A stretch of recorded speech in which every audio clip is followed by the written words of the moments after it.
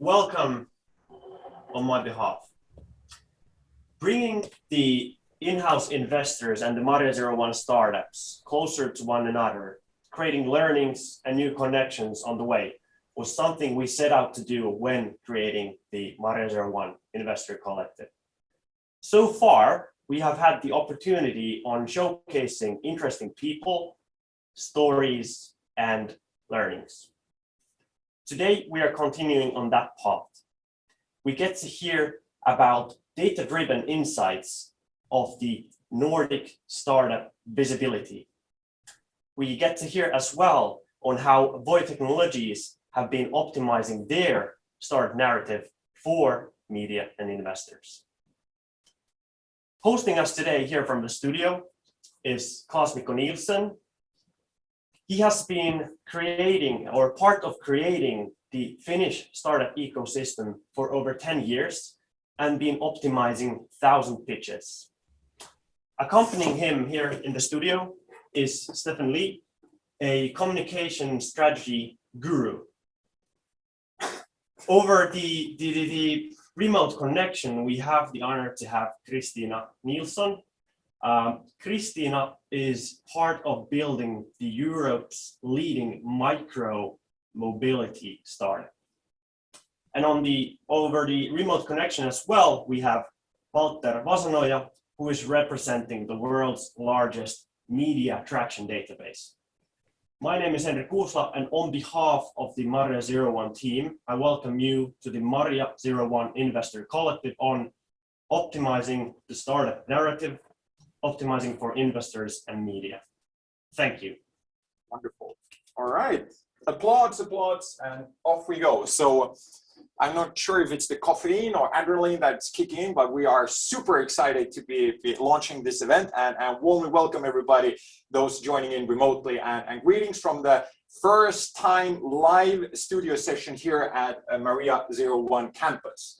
And yeah, we have a really exciting session today, and we can't wait to be sharing the best practices and experiences that so far we gathered. And as Henry was kind enough to do the introduction, so we're going to discuss startup narrative. And maybe, Henry, we could get into the form of you sharing the slides, and we could just get ready for that. And as we are doing this for the first time, there might be some hiccups or hiccups here during the process, but we can't wait to see what we discover. But I hope you can enjoy the discussion and more or less contribute, learn, and join in. But so we have a great session today with some great speakers. I have Steve here with me in the studio. We have the Maria team behind, and as mentioned, Walter and Kristina is joining in remotely. And what we're going to discuss, we're going to dig into startup narrative. And let's start with the definition. What is this narrative element? Why do we need to consider it? And what's the benefits? And to support that, as Henry mentioned, we're going to have startup data visibility, what's covered from the Nordics. This is the first time, and Meltwater is going to be highlighting this of the research they did regarding how the startups are visible here in the Nordics. So we get, from the Finnish perspective, we get to do a good old Swedish comparison combined with the Nordics. So that's something we love. And of course, we have introductions related to the investor perspective, you pitching and aiming to get the best interests of those investors. Myself, representing NordicNinja VC, we're a venture capital fund based here in Helsinki doing Nordic and Baltic investment. Deep tech-ish is the focus, and on Series A, that is our aim. And so far we've done 13 investments, and just last week, 2 new announcements, and that is some experience we're happy to share and discuss as well.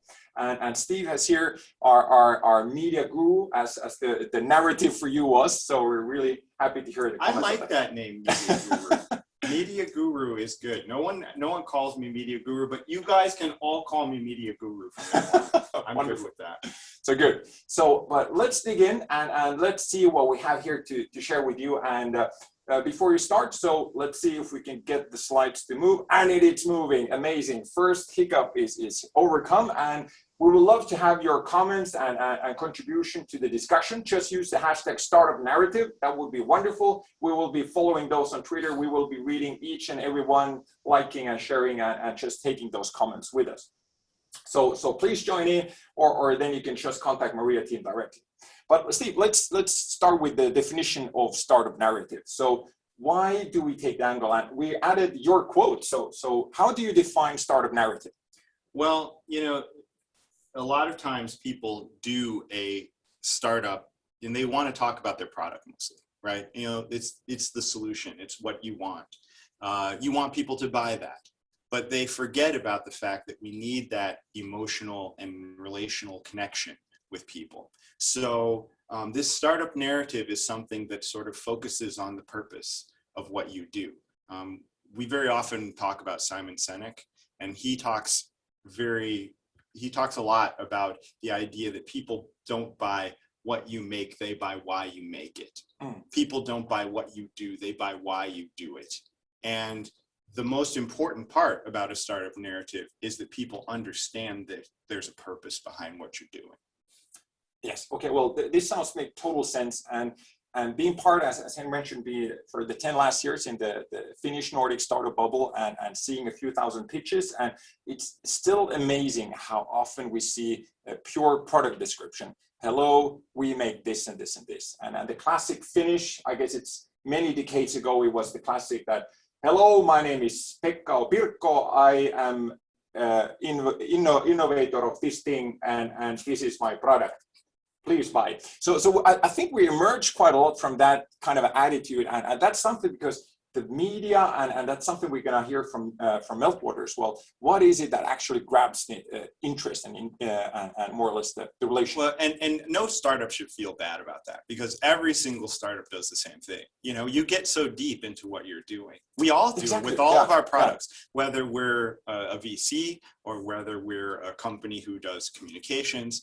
It doesn't matter. We get into our own products and we think that that's what, and we talk to a lot of people who are interested in that. Yes. But when it really comes down to getting investment or creating that required relationship, we have to do more. And it's hard not to think about it. That's where the revenue comes from. It's very hard not to do it. So don't feel bad if your startup is talking that way at the beginning. You just have to learn how to also think about the other side. Exactly. Wonderful. So we got some good examples and great stories, and as mentioned, Voice Scooters, that's one of our portfolio companies, done an amazing job building that narrative. And Kristina is joining in, so more or less how they were able to build a message for investors, build that traction and momentum, and then also get the visibility in the media. But so media, let's start with some data. And here's a quote which is quite famous from the TechCrunch and startup bubble. So Mike Butcher, who is one of those rock and roll stars of journalists, and you can see the quote here. So 50% of being a starter is about communication. So that's a quite provocative way to describe it. But then again, how crucial part of the whole story and the path is communication. Any comments on this, Steve? Well, the communication, the interesting part about that 50% of communication is that there's two parts of that. The first part is what you say about yourself. And the second part is like what other people say about you. Perfect. And you need both those parts. Exactly. Yeah. And very often we focus 100% on, what am I going to say? But also there has to be this side of thinking about how other people talk about you and getting them to do so. Yes. Okay, well, let's see what the results are. Let's start with some data, and we're going to have now by Meltwater and Walter, if you could join in, we will mute ourselves. So we have some exciting new data that Meltwater has created and collected, and that is now going to be shared. And like I said, for my Finnish Norwegian heart, the favorite element is, of course, comparing with Sweden. So Walter, go ahead. Cool. Thanks, Claes, Mikko, and thanks for having me. Could you please just give me a thumbs up that you hear me? Cool. All right, I'll share my screen. All right, then. So what we're going to be taking a look at today is Nordic startup visibility with a focus on digital news media. Also, we're gonna take a look at Twitter as well. And basically, when you think about Meltwater, think media intelligence. So measuring phenomena, measuring brands on the platforms of news media and social media. The reason I'm here, well, long story short, I'm the data guy. So I'll just present to you the startup landscape with the geographic focus on the Nordics, or I should say the new Nordics, since we're also including Estonia in this. Basically, when startups come to us, it's very simple. It's they have an exceptional solution. We try to generate visibility for them, also measure it. What we're going to focus on today is the blue part of this graph, which is measuring visibility. So we're going to take a look at how startups are discussed on the different geographical markets. We're going to use, for those of you who are familiar or who are not familiar with media monitoring, it works with keywords. We have just used the universal term of startup in its different forms, and then growth company in different native languages. And we're going to take a look at some collected data and then compare per country what it looks like. First, you can see here now, we're focusing on online news. And the curves are geographically divided. So you have Sweden, Denmark, Finland, and so forth. And you can see that Sweden, the purple curve, is actually dominating in volume here. There's a specific and pretty logical reason for that as well. And that's that they have a lot of listed small companies, which then has a lot of mandatory communication, which counts as online news media as well. An interesting part of this is also that it's, well, actually, if we focus on the Swedish curve, it's decreasing.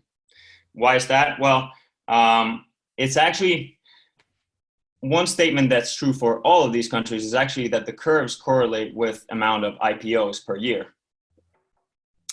And also in 2018, for example, Spotify had its IPO. So that contributes to a very, very high volume there.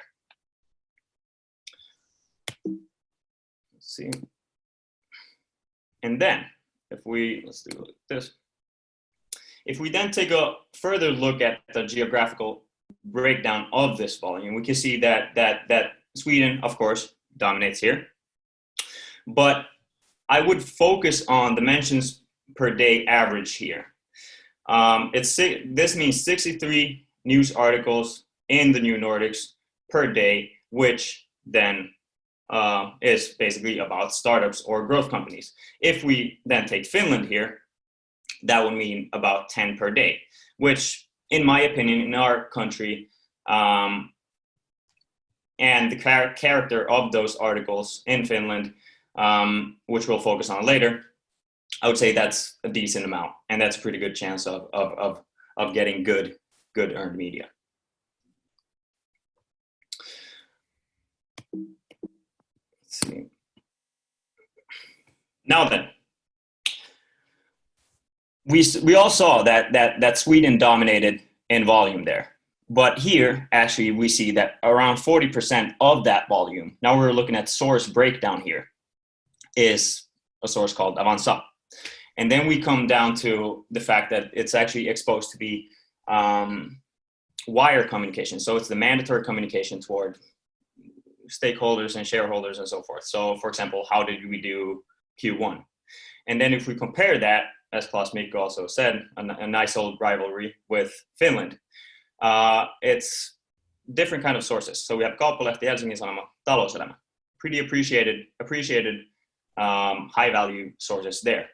And to my experience and knowledge, a lot of those are pretty high quality earned media articles. So I would say that, for example, Avanza could be how did we do Q1, but then the Finnish articles could be that, okay, we have startup X with solution Y, which changes the industry in the ways ABC and so forth.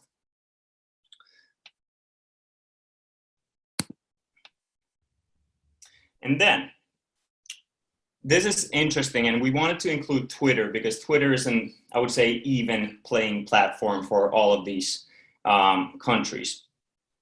And this actually deviates a little bit from the online news results in the sense that, yes, Sweden is still dominant, but you can see Finland as having a very increased part of this cumulative percentage. And this actually tells us how much are people actually discussing startups in these countries. So we can see the landscape, the scenery in Finland is actually pretty active. And of course, yes, there's a lot of investor discussion here, but there's also a bunch of other topics which can be touched upon here as well. And when we look at the volume, well, my main takeaway from this is that it's very high and people are talking a lot. We can also see that the Norwegian landscape actually increased here as well compared to the news media. Estonia stayed about the same, and then Sweden and Denmark decreased. But I would say Finland's the big winner of this one. So this pretty, I would say, media sexy quote is from our customer success unit, and it's not applicable to all startups. But if you have a startup that does their press communication in a unique and creative way, then this is highly applicable compared to a more established firm or for example, a nonprofit. Some example articles. There's not only Avanza or Kauppalehti. A lot of these startups have international and global potential. We see a lot of success stories from a communication perspective here. For example, there, which Kristina is probably going to touch upon later, the Washington Post and Envoy Technology. Really nice article there. So yeah, I hope you guys are hyped. I'm very hyped about this, and I'm looking forward to hear what the rest of you have to say. Wonderful. I Cool. think we're jumping. Okay, good. It looks like we're voice on and all good. So thank you so much, Walter and Meltwater, for collecting that data, and great job getting an overview of the Nordic, and of course Estonia, a big part of that new Nordic ecosystem of startup visibility. So very exciting numbers, and as we can see, Sweden is dominating on this kind of a global view, but it's very actively involved because of the listing and First North, because of the mandatory and the leading media source is more or less this kind of a stock exchange related media. So any comments, Steve, regarding that? You know, it is very interesting that Finland actually has so much conversation. We have talked a lot about, for example, Twitter being a place where, although regular people aren't necessarily so much on Twitter in Finland, a lot of conversation amongst startups and amongst media is on Twitter. And so that's why it's an important place to be, because the talkers are there. Okay, wonderful. So big part. So doing a good job. So everybody, the share of discussion is relatively equal, of course. But then when it comes to these kind of actual media hits, so and Denmark doing a great job as well with this not high numbers. Interesting is that the Finland had been decreasing. What is the main reason behind that? For example, there's been Finland is currently lacking a main media which would be in English, speaking about startups. There's not this kind of we had our startup, but it's picking up. So it's a bit like a question mark. What is the main source of finding about average Finnish startups when it comes to English? Well, I also think that maybe there's something having to do with what's relevant. I mean, one of the things that we have been highly dominating has been COVID, right? Yeah. So anybody who's associated with that, I'm sure that there's some sort of relationship. It isn't just the fact that you're a startup. I think that we have to look beyond that and look into the things that are related to people's lives. What's the impact that they are making? Yeah. And that sort of drives what the narrative is. So, but I'm super interested in this data, and I'm wondering also myself, what is the reason that so many startup opens get made, for example, from your data?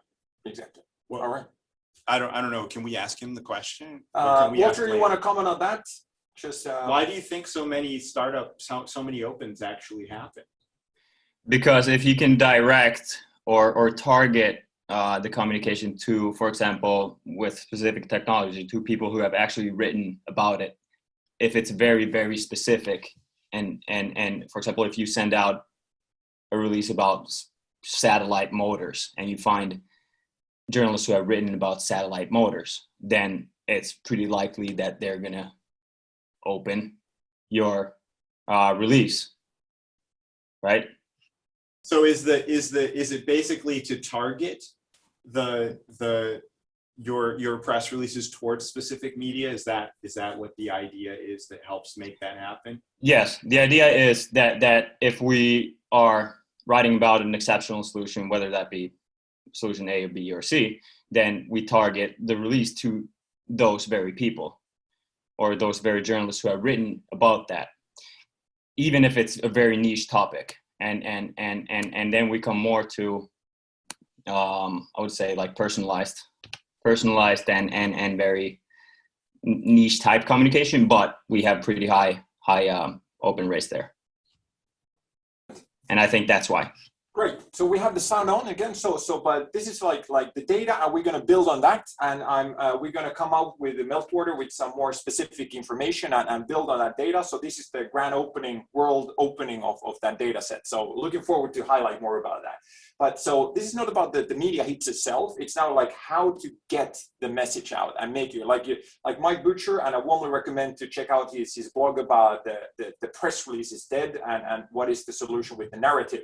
And that is more or less like you existing is not interesting for a startup, but actually, as you mentioned, Steve, what is the impact? So if you could get the slides on again, we could maybe get onwards with some of the highlights, what come to grabbing that investor interest and specifically being part of that, seeing those pitches and what actually grabs the interest. So a quick introduction here. So to simplify, narrative is very much about the timing and then your audience. So these two correlates very strongly. And to simplify, it is more or less this kind of the balance between the problem and the solution, and the rest is a bonus. Now let's dig into that. So let's make a very simplified example. Email is just very, very small part of that making narrative work. The good news is that typically investors read the whole introduction you make. But then again, there's a lot of these introductions which we see is that classic solution description and maybe something there's tons of slides about a problem. But the main element is when we as from the investor perspective look at investment opportunity, it is about elements that grabs our interest. And typically, as you can see, it's between the headline and the teaser introduction that you build up that introduction. And here's an example, narcissistic me, I wrote a pitch to myself, so you can see that there, but a short introduction, there's a reference as well included, and there are some bullet points. Don't be afraid to use bullet points as well. And this is just the email, but the sad and maybe ugly truth about VC activity is still like 80% of the activity is still email and Excel spreadsheet. So that's a brutal fact, but it's still developing and we're definitely going to see some good news there. But so now the next one is a 4. So actually, what are the elements that affect a good narrative from a grabbing investor interest? So the next slide, here's your slide collecting, let's see, yes, here we go. So this kind of a wannabe mathematical form, how to grab that interest. And so this is a very subjective perspective, so including myself, but seeing a few thousand of these. So we have the problem minus solution element. So let's optimize that a little bit. So we have the problem, which is typically a minus, and then the solution, which is of course a big plus, more or less. So how do we get it's more about the balance between the problem and the solution. And the rest is interesting what comes to references, growth numbers, as you can see in the email example there, it is about the bullets there. And everything of this is divided with the market. So is the market more or less supporting the pitch at that moment, or is it not just interesting? And that are elements that cannot probably always be effective. Any comments on that, Steve? Well, I think it's super interesting because it sort of looks like how we get interested in people, get people interested in these types of things anyway. I would also say that it's interesting also that the problem minus the solution. We have a lot of people and a lot of startups who go out and don't let you really understand and feel the pain of the problem before they tell you what the solution is.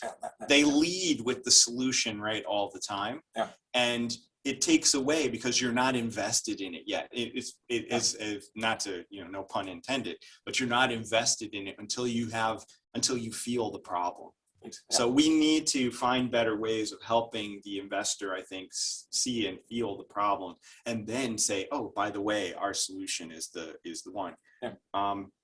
I once heard this guy from F-Secure talk. I most likely. Yeah, or no, Mikko it wasn't. It wasn't Risto, but it was this one guy. And basically, what he did was he scared the shit out of you about all the things that were going on. He showed all these slides having to do with everything being shut down and cyber attacks and all these other sorts of things. And then at the end, he said, "And by the way, we have this box. Check it out online if you want." He spent 45 minutes talking about all the things that scare you. And then he says, oh, by the way, we have this box. And of course, everybody's going and typing in and trying to find out what this thing is, right? But he doesn't have to then, everybody's craving for it because there's an emotional connection. But that's interesting, because then again, the audience is super important, understanding how to optimize that narrative, because then me receiving then from the email perspective, and we have a slide deck, which is like 10 slides of problem, and it's quite exhausting, because the person sharing that information should also understand that I'm semi-aware of different kinds of problems. I'm not the optimal that needs to be educated maybe, but finding that grabbing interest, what is the problem area, and then going. So the form here is more about having let's say a one-liner about the problem, and then building the solution there. But then you have to pick the right problem, right? That's very true. And that's really key. And you also don't talk about the solution right at the very beginning. Right. It's yes, we have a solution for that, but you have to have it. But I like all the other parts that make it a strong solution too. Yeah.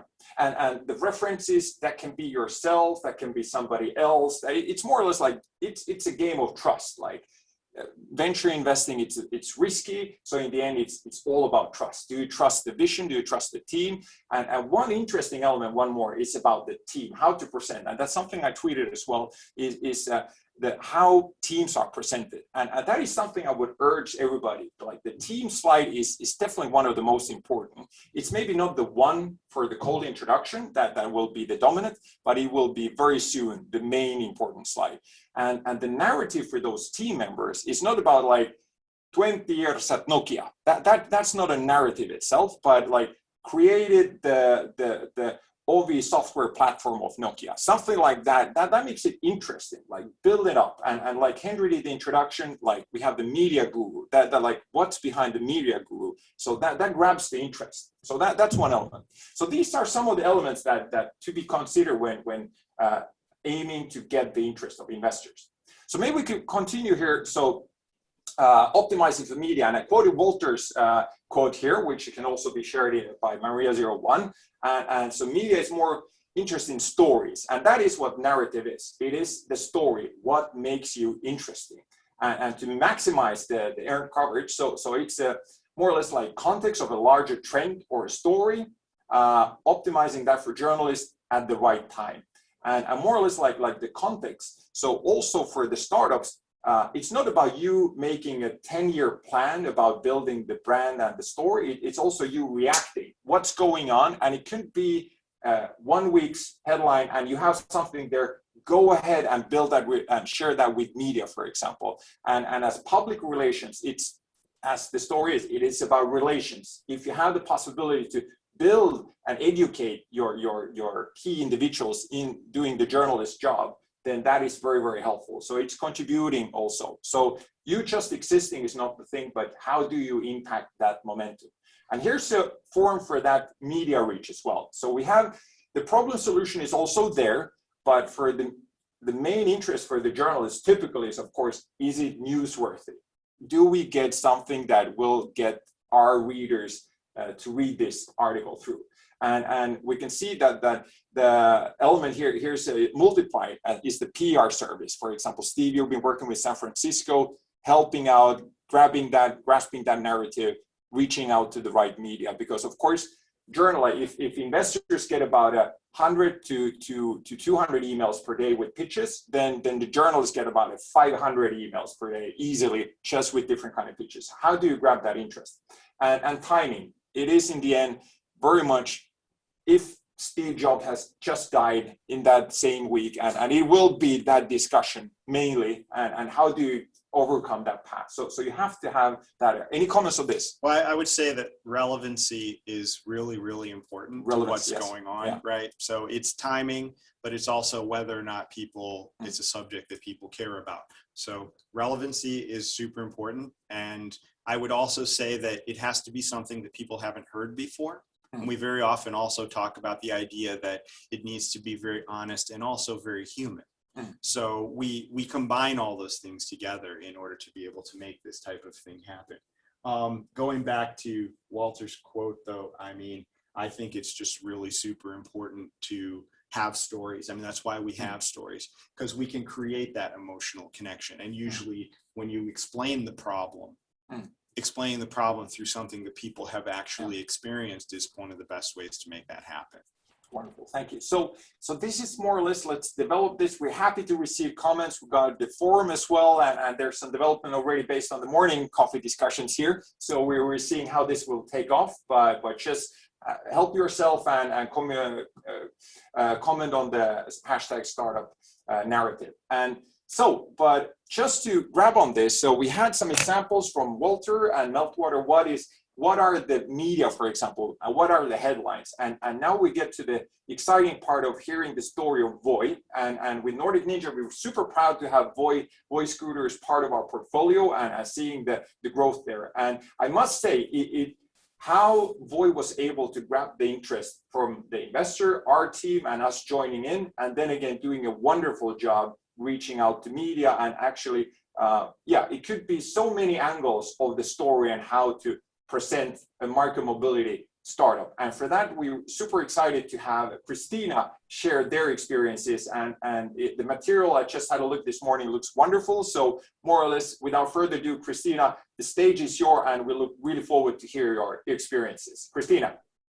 Thank you. And great discussions happening here. Really find it fascinating. And it's kind of interesting, Walter. I've been working with Meltwater since you guys started in 2003 for multiple companies. And the whole kind of interest also in media and how to grab attention has evolved in the last 25 years. So it's really good discussion. So I'm going to share my screen, the moment of truth. Here we go. And yes, share. Hopefully you can see my screen there. Do that. And then move this. I need to, and I present. Great. So I think I have like 10 minutes, and I think it's great to be invited for this forum. And I love the whole startup scene. And I've been with Voi 2.5 years nearly. And what attracted me straight away was that they had a very strong mission, vision, depends what you want to call it, but it was really like creating cities for living. They had a complete passion for that, and that drew me to it as well. So what I'll talk you through now is a little bit who I am, and then Voi, the journey to date. And also a lot of those discussions have happened. How do you actually stand out from the crowd? Why would somebody be interested in your story, as we're calling it now, and how to do it in a smart way? And really, in essence, that hasn't changed. It's how do you kind of rise above the noise level and stand out for the right reasons? But I would also actually push back sometimes. Well, I remember in the early days, also that boy would say, well, there is no bad PR. You know, sometimes a misfortune be a fortune if you're bold enough to take it. Myself, I've been in communications 25 years, pretty much between Amsterdam and Stockholm. I'm British Swedish, studied German, French law and economics. And I've worked for a lot of established companies, Symantec, Heineken, Ahold, TomTom, Tetra Laval, Just Eat Takeaway, and then Voi Technology. I also sit on boards and advisory boards. What I love, though, is really the young business, the non-hierarchical mindset. And I think there's so much brilliance in that. And there's a lot less structure. Roles are less defined, which I think, oh no, my picture's in front of it, means that you have no choice but to be creative and to forge your own path. And I think that's what I love with the whole startup scene. And companies evolve. I mean, also Voina, we're growing a lot, but the essence still is there. And I always think that change really is the only constant. And if you embrace the change, there's a lot of storytelling you can do around and constantly be creative. So just some data on the last 2.5 years with Voi.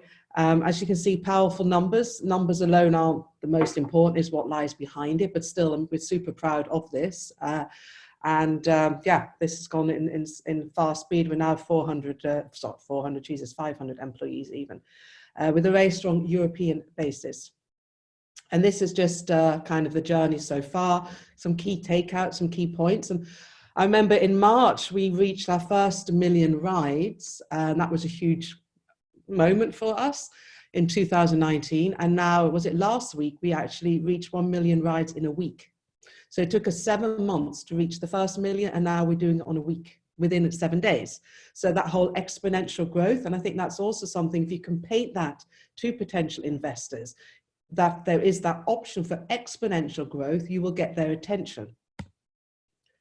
And here are some of the cities that we're in, spread around Europe. Again, and I think it's that balance between a compelling story, but also having a focus, a clear focus with facts, figures to back it up. So this, I'm going to kind of spend some moment, this is our vision, and I think that has always been true. And that's been, and also in moments of a lot of change, if you have a vision, and I know a lot of big companies don't have a clear vision, and that's a struggle for them as they evolve. And Voi always had one clear, crisp vision. We believe in creating cities made for living, free from noise and pollution. And that's something that, even though we change and things might happen, we go into new markets, maybe, you know, we have tough times, we have good times, this has been our compass. And that's really helps us to kind of all stand behind a similar goal. So my advice is have a strong vision, you know, and that doesn't have to be directly related to, preferably not related to your product, but really how do you contribute and how do you want to contribute to the world? So how did we get here? And then we're kind of, it's a phased approach. If I look back now also, and they say like startup years is like 7 years of normal companies' life. You need a great passionate gang of people with a clear goal. I think I've talked about the clear goal. So if I drill down to actually what does that mean for investors and medias? I won't go through that now, but we actually did share one of our decks with Business Insider. And obviously you want a solid pitch deck. And in that you need to have a clear demand for your service. You want to have high growth, you have the numbers, you have the business case put there, but also you need to have the vision on what are you going to bring to the table. You want to stand for something. You know, you need to kind of, and again, by standing for something, obviously you will stand out from the crowd. So then we're back to, from day one, Voi has had a solid storytelling. And in order to get funding, you need visibility. It's a little bit of the chicken and egg, but why would somebody write about it if you have nothing to say? But you always have something to say. So how do you get that solid communications, consistent communication, get visibility? And that is something we grabbed from the day one. We grabbed the attention from media. I mean, obviously we're a Swedish company, founded in Stockholm, and it was really like from day one also when I started, like, be like, okay, this is an interesting story. Do it from the outside in and show how you contribute. So then here's the theory of you have the owned, earned and paid media. We did an awful lot at the beginning in our earned. We just, you know, it's to do with the media relationships that you forge. So know your top 5 journalists in every market that you plan to be in. And then also also push your own media bit by bit, consistently on your own LinkedIn, Facebook, Instagram, Twitter. That will, over time, create a movement. Then later on, maybe you can dabble in the paid more, but it all has to be interlinked with one another.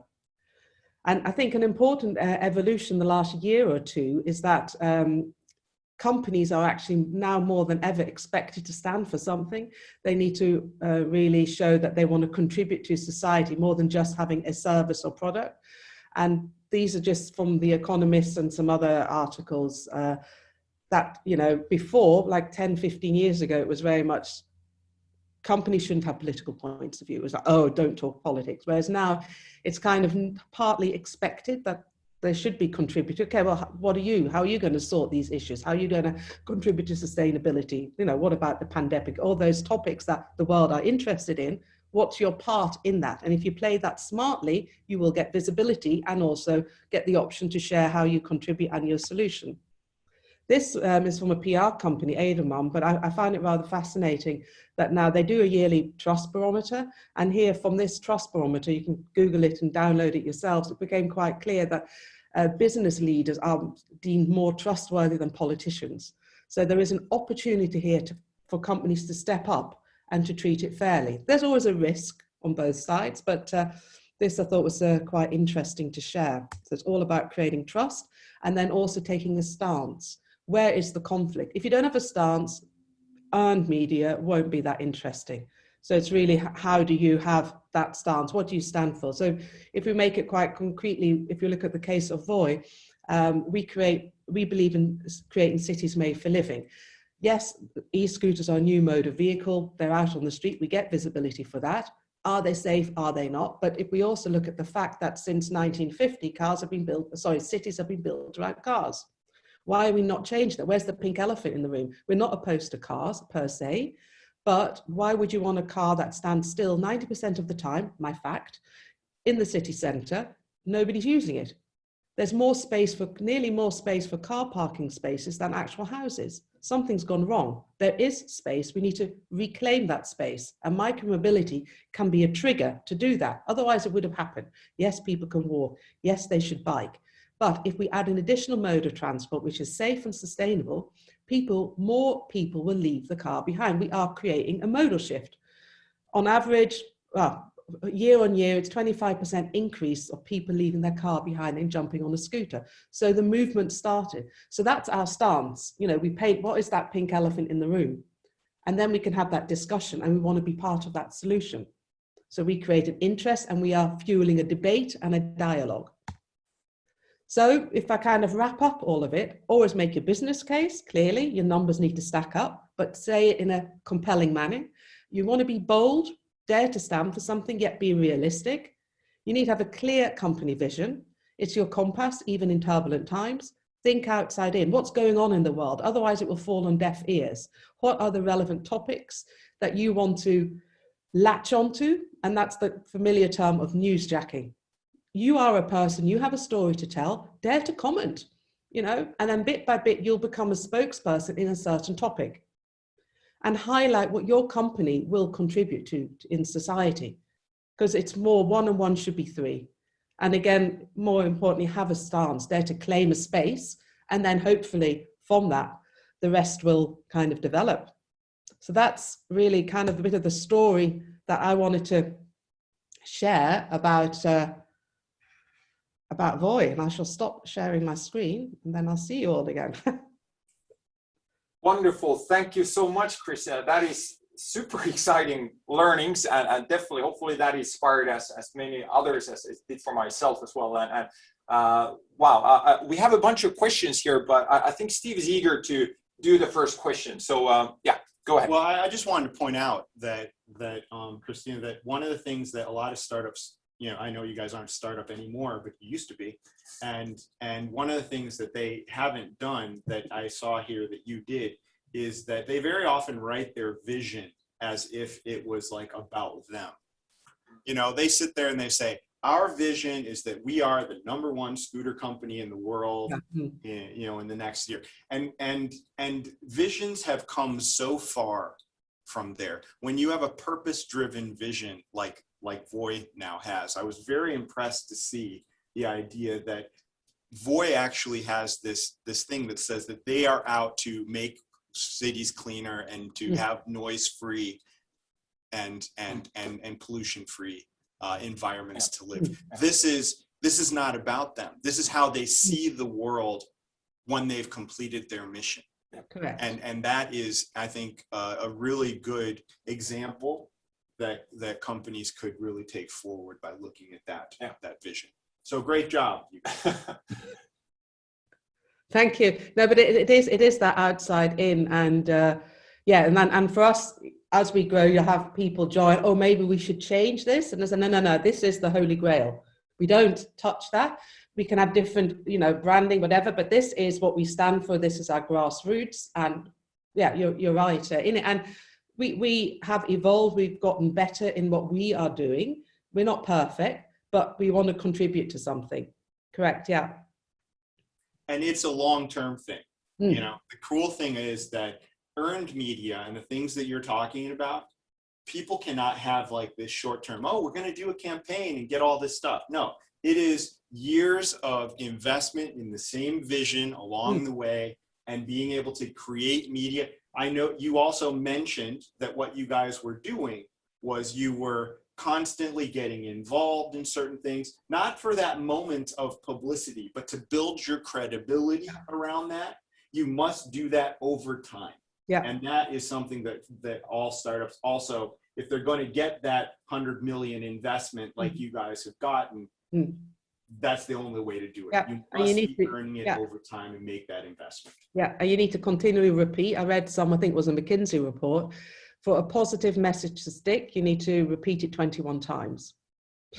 So, you know, it's like, yeah, and also some people, oh, we haven't got this yet. I'm like, patience, it will come. It's like the tax bill, it will come, but it might take a bit longer. You know, it's those things, you know, it's going to come, but it's that due diligence, discipline, keep at it. And again, if you're passionate for something, the chances are it's easier to do it. It's not a core you want to, but yeah, it doesn't happen overnight. No, you're right. Wonderful. Thank you so much. That definitely sounds hits in the right place, and boy, does that help out waking up in the mornings, and especially Finland Nordics having the perfect coating weather of 9 months of slush. So having a ambitious vision and helping that kind of a statement, and with the narrative that I don't know anybody in the Voi team who wouldn't like to relate to this and aim for the goals that you're sharing. Thank you so much.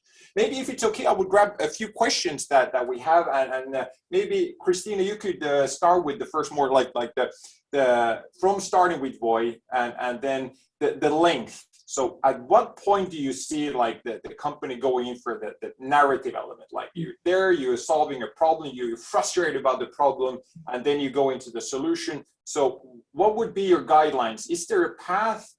Is there this kind of a timeline, pipeline, something what comes to developing the first day narrative and then building up that? How do you see that? I would say day one. I mean, one of the first things I did day one was to create, it's very boring, I still have it, but a key message document detailing vision, what we stand for, and you know, that was then the basis. And then find research, outside research that you can latch onto, and just basically bang the drum. And in parallel, your business is developing. So then, of course, you need to back it up. Otherwise, I go, okay, well, why are you shouting this, but you can't do that? So that's that kind of, I always say you're changing the wheel by driving the car, which is, you know, it's never going to be perfect, but it's good enough. So yeah, I would advise from day one, keeping in mind on where you want to go and then constantly evolving. But your base has to be there. You need that kind of grid on vision, key messages, Q&A, because you need to be consistent. If you shout one thing and then you're not, people will lose trust. So you build that trust from day one. It's okay to make a mistake, but then you admit to it, but you have to be transparent. And having a key message doc is like my Bible, because then I can keep track of what we have been saying and moving on. Yeah. That is wonderful, and maybe that is something we get. So the key message document, and that should definitely be part of all the companies, and especially if it started from day one, not needing to, helping out what makes you wake up in the morning, and then evolving as it is a continuity. Steve, you had a comment. Yeah, I mean, this is a common, you know, we call that a communication strategy, and but I also think that when people think to themselves, it's very interesting. You guys are talking specifically about something that you really care about, right? It comes from a business goal that is not completely about making money. There's a business goal that you have set, a measurable business goal that you've set that isn't strictly, okay, how much revenue are we making? But rather also, we're here out to change the world. It is very important for companies to actually state out loud that, you know, we have this goal of generating revenue, but we also have this goal of making this kind of concrete difference in the world. And that's a part of our business as a part of the way we run that business. So I see that Voy has also done that. Really great. And maybe to just like, because you mentioned the communication strategy, and it might sound for those watching and early stage startups and communication strategy, we'll get that later. We'll just make the product a little bit ready first, and then, but I do think that, of course, that is a crucial part, but having this kind of make it more simplified, like Kristina mentioned, like key message, like something just help you out to get that started, and poof, you are going on the way of building a strategy. Yeah, it is really straightforward to create a strategy. I mean, you know, it sounds like such a big thing, but in truth, it's a little bit of time invested to have a base, like she was just talking about, that everything else can come from. Your marketing can come from that. Your PR can come from that. You can go back to that document all the time. Everyone in your company can come back to that all the time. Review it even. And always be able to say, oh, this is what we're all about. And especially when you come up with that strategy with the key players involved and people from all over the company, it's very possible to create that easy thing to follow up on. Wonderful. Well, let's follow on that with one more question. And Kristina, so developing the narrative and the key elements that you highlighted. So at what point do you feel, Kristina, a company, the question is going for external service and help building that message or narrative, reaching out, PR support. So maybe you could reflect on the Voy experiences there. Yeah, I mean, I think there, and certainly for startups, I mean, I advise a few startups, and it's not, at the end of the day, PR companies are great, but they want to earn an awful lot of money, and they're kind of sit in a bubble for 6 months and come out with a strategy. You don't have 6 months. And I kind of think, you know, try and find good freelancers, consultants that are willing. I mean, I'm not pitching myself here, by the way, but I have a few startups. I'll give them maybe 5 hours advice in 2 months. And it is exactly as you say, that discipline, do it now. You don't have to be a fancy communication strategy. That's scary because a lot of them are like, oh, no, I'm doing the product now. I'm like, yeah, but have you thought about A, B, C? Oh, no, shit, that was a good point. Do it now. And then I'll say in 2 weeks, we'll have a check-in. I want to see your key message doc and your vision. And then, you know, we can take it from there. I think that's really, and also relationships with journalists. You don't need a PR company per se for that. Journalists are not scary people. They are professional. You know, they want a story, it's their business. But typically, we've been very like, our management, they can talk to journalists, comms can support, obviously, but get your message out. You need to kind of build a dialogue and tap into their interest and help them out. So I would start to do that from day one. And certainly like in Finland, Norway, Sweden, they're not big countries. You've probably got a handful of 3-4 journalists per country.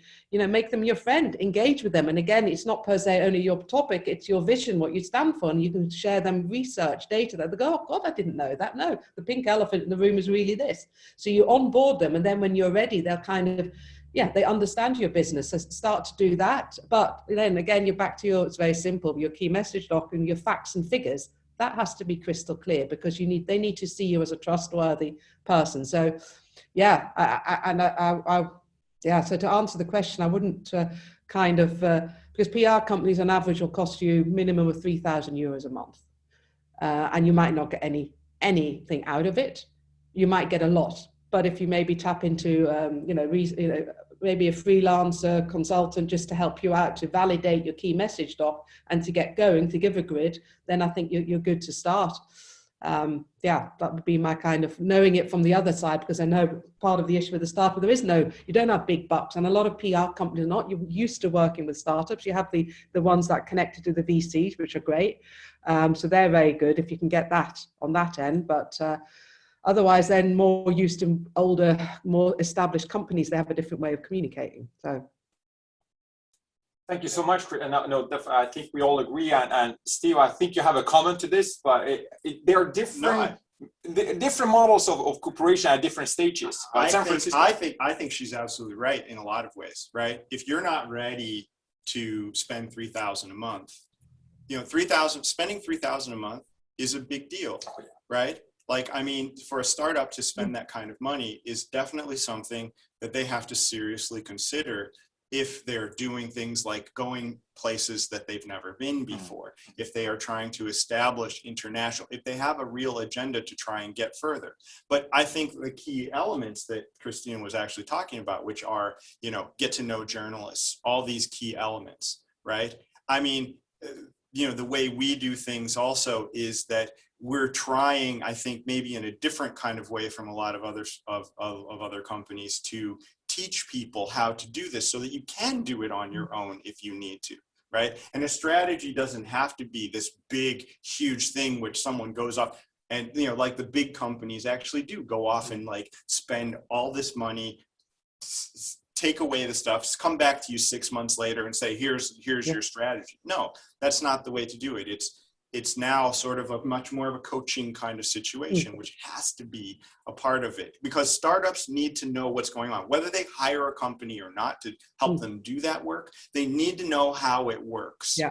And that's much more critical these days, is to make sure that companies know how the system works and to do these basic things that Kristina is actually talking about, getting to know journalists, getting to know markets, and understanding their own narrative so that they can actually go out and do this stuff in the future. Wonderful. And be curious, keep being curious, because the world is changing the whole time. So if you're curious, then you're like, oh, I didn't know. Oh, then. And that will then, people are interested in you and your story again. So I have one last question quickly. We have a few more minutes. So Kristina, about for those entrepreneurs, startups reaching out for the investors, and Voi did an awesome job. There's a round. So how would you say, and your advice for this was a lot of your experience about reaching out to the media, building that potential message and narratives. But then again, your role and the story Voi for investors. Were there any angles? You saw the form that we had just highlighted earlier. Any tips, guidelines you would offer for the entrepreneurs regarding reaching out with the right narrative for the investors? yeah, I mean, I think there's also the team itself that you have, how you present that, and the story behind the people running the company is important to whet the appetite of investors. And the network that, you know, the investor, because when you start with your seeding round, the A round, the B round, is making sure then, and also what we did a lot, the early investors supported quite a lot in the pitch deck, the investment rounds, and then Voi kind of evolved it themselves. So concretely speaking, a clear business case put in a very appealing manner, showing growth, data, research, and a great team, the CEO, the founders, having a relevant story. I mean, our founder and CEO, Frederick, has a very strong story also behind the numbers, whereby, you know, he has a good track record, but also saying, look, I lived in Moscow, you know, for several years, and the traffic jams there and the dirt and pollution, I wanted to just do something about it. And then he taps into the story. So he has that commitment and passion. So again, you're knocking it's that consistent, sounds dull, but storytelling, and that's what investors are also interested in, gives them trust. That no, there is a commitment. So you kind of ooze commitment. I think that's important, and use the network from. And we are also in a very highly competitive space. Some may be less competitive, but even so, you carve out your own story, even in a very competitive space. So don't be put off by competition. If you believe in something, the person you're talking to will be kind of infected by your passion. But you need the numbers, need to stack up, clearly. But numbers alone is not going to inspire unless they're really very obvious. That's like, oh, that's a bit of a no-brainer. But then I would think it's probably already happened, unless you have, you know, invented something that's still to come. Well, I'm an optimist, that might be there too. But it's really consistent storytelling, passion, using your initial network of investors, and using their network. I mean, we did, like, one of our early investors, also Local Globe, Balderton, you know, we use their network as well. So you get a bit of a knock-on effect, you know, so there one supports the other, and you get a snowball effect. So, yeah.